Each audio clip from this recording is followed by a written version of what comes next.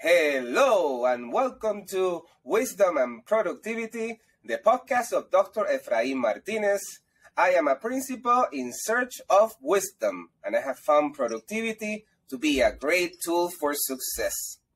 Today, I have the great and distinguished honor of interviewing Dr. Carmen Ayala, who has served as the Illinois State Superintendent of Education from 2019 to 2023, leading us through the pandemic. She was the first woman and the first person of color to serve in that position. Prior to that, she served as a superintendent in Berwyn North School District 98, assistant sup in Plainfield and Aurora East districts, and as a classroom teacher in Aurora and Chicago Public Schools. I had the fortune to meet her when she was a superintendent in Berwyn 98, when she opened her doors to me when I was pursuing my superintendent endorsement. I was able to see her live in action and knew right away she was someone to learn from. Her guidance and wisdom, especially during an hour-long meeting she dedicated to my learning, is something I will forever be grateful for. Carmen, thank you so much for making the difference in me. Dr. Carmen Ayala, who are you? I am a mother. I have 3 children. They're adults now. They're grown. They are adopted children. I am a daughter. I am the middle child. I have a wonderful mother and father. My father passed 3 weeks after I took the oath of office when I became state superintendent of education. But he's been with me the whole time. I am a sister. I am an educator. I am an equity warrior. Equity is my passion. And I have been advocating for students and people's rights. I can't even remember when I started. It's been my entire life almost.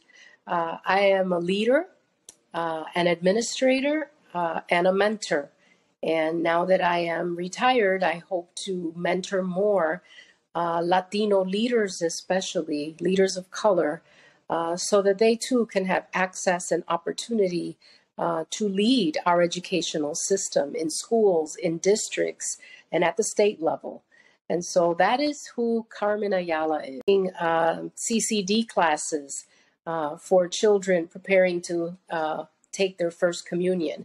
But officially, I started teaching in 1983 in Chicago Public Schools. I started as an ESL teacher. I'm bilingual trained as well as general education trained and bilingual and ESL. And I was in Chicago for 5 years. I ran across a lot of teachers that were very down on education. It's kind of similar to the way it is right now. At that time, there was a publication that was put out called A Nation at Risk. And there was just a lot of conversation about how the United States is falling behind, other European countries, and we're just doing terrible in math and science. And so just a lot of, politics and media around the terrible job that teachers are doing. And I ran across many teachers who had 15 years in the profession, and they were stuck. They had nowhere else to go. And it showed in their teaching in the classrooms. And I thought about myself starting off as a fresh new teacher. I didn't want to get to that point. So I had worked my way through college, as many Latinos do.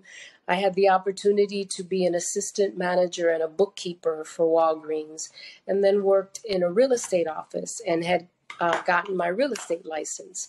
So I thought, I want something to fall back on. So I ended up getting my MBA. And as I got my MBA, as I was in the profession 5 years, I just fell in love with being an educator. That was my passion. And so I had an MBA, and I said to myself, goodness, what am I going to do with this MBA now? Well, obviously, the right pathway to that is to go into administration. So then I got my administrative certification and all of that. I had gotten married and I moved to the Aurora area, and I taught kindergarten in Aurora Public Schools for about 6 years. Then I had the opportunity to become the bilingual director for East Aurora District 131. And at that point, it was the highest, the fourth largest bilingual program in the entire state. And I did that for about 5 years and was then promoted to be assistant superintendent of curriculum and instruction in the same district. I moved on and became a director of school improvement in District 300, the Carpentersville area. And I worked there with, again, directing the bilingual program, working with school improvement, comprehensive school reform. Those were the days where they had all these comprehensive models. And so I worked with schools that were low performing, high, children of color, and worked very closely with those schools. After about 3 years, I had an opportunity to become assistant superintendent of curriculum for Plainfield schools, Plainfield District 202. Now, Plainfield, when you hear Plainfield, you think tornado. They had a big tornado that went through the community in the late 90s or early 90s. And so people started hearing about Plainfield. They were building up big, beautiful homes, affordable prices. Lots of people from the Chicagoland area were moving into the Plainfield area. And many were Latinos from the Cicero Berwyn area. So I was also I had a big D on my forehead. I was the diversity person. I was the only person of color at central office. I was the first Latina in that position at central office. Now, if you know anything about Plainfield, you know that they have a history of being the headquarters of the KKK. So there is a very definite undercurrent in that particular community. And here I was, assistant sup for curriculum and instruction and doing all these diversity initiatives. I really cut my teeth in administration in Plainfield. It was a tough place to work in. But I talk about it in my book, Restoring the Soul to Education, how equity closes achievement gaps. And I'll just share just a little bit where in 2005, I looked at the district's achievement and then I compared it to 4 other like districts around the Plainfield area. And in 2005, we were the lowest performing. Our Black students, our Latino students, our white students were the lowest performing in at that point in time, the park. And so within 5 years, we had become the highest performing. The groups had become the highest performing. The Blacks, the Latinos, and even the white students were, the growth was increasing at great levels. And actually, one of the districts that was a more affluent district, their gaps were actually widening, where ours were closing. And so that was the work that I did in Plainfield. There's a lot of detail behind that. I left Plainfield and had the opportunity to become the superintendent of Berwyn North, District 98, a smaller community, an elementary district, whereas Plainfield was a unit district. I started to do some of the similar things, and I found that I have the recipe for closing the achievement gap because I did some of the same things in Plainfield I did in Berwyn, and again, benchmarked against 4 other contiguous to the district and 1 affluent district. And within 3 years, we were surpassing their growth as well. And so I did that work in Plainfield. Again, when I started in Plainfield, 95% of the student population were children of color, but the teaching population was the exact opposite.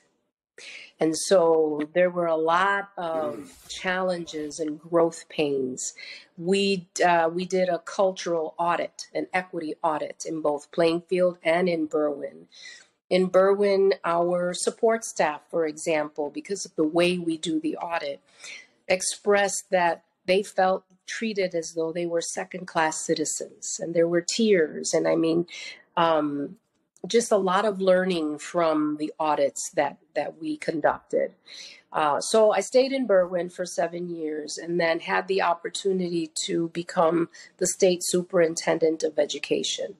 Never in my wildest dreams did I imagine I was going to be leading the state schools. You know, we're talking 852 school districts, 3,800 plus schools. And I would be leading during a pandemic. It was the toughest thing that I have ever done in my professional career. Although there was a lot of support, we had a lot of collaboration, but it was a situation where whatever you said, whatever you did, whatever decisions were made, you just were not going to make people happy. There was so much division. And so I did that for 4 years, and I very recently retired. And I'm speaking to you, Efrain, in my home that I have in Florida, where I... Thank you for listening to Wisdom and Productivity, the podcast of Dr. Efrain Martinez. Chulo. And I love that production. Chill out.